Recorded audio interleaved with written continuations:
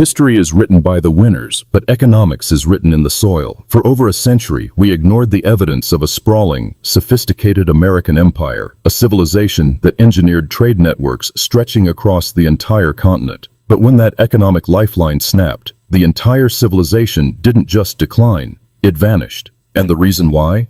It's a warning every modern nation should be reading today. In January 1858, the Raftsmen's Journal published a report that stunned the historical establishment. It wasn't just about ancient mounds or burial sites. It was a map of economic complexity. It described a network of infrastructure that rivaled the old world. For years, this was dismissed as local legend. Yet, as modern archaeology catches up, we are realizing that this wasn't just a collection of tribes. It was a centralized economic engine. But why did it take us so long to acknowledge the existence of an American empire? Because it challenges the very narrative of progress we tell ourselves. These were not primitive societies. They were masters of resource management. By tracing the distribution of obsidian, copper, and salt, we see a meticulously optimized supply chain.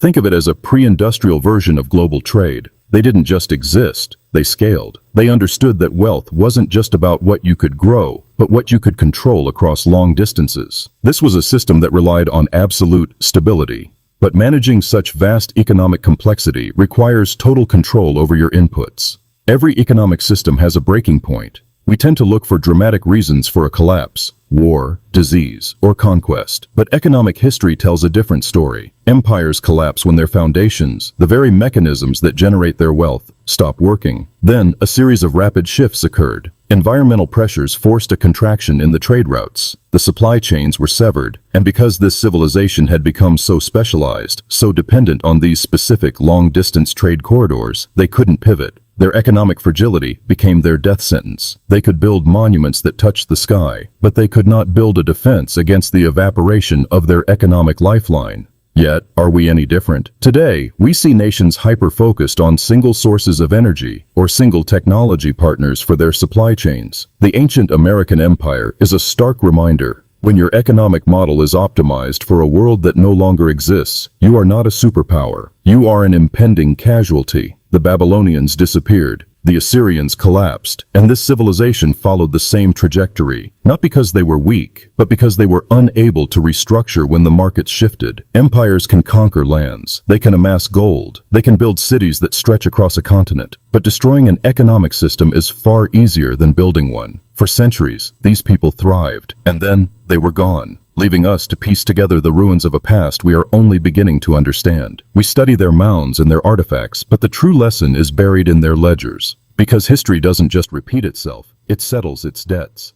Repeat itself, it settles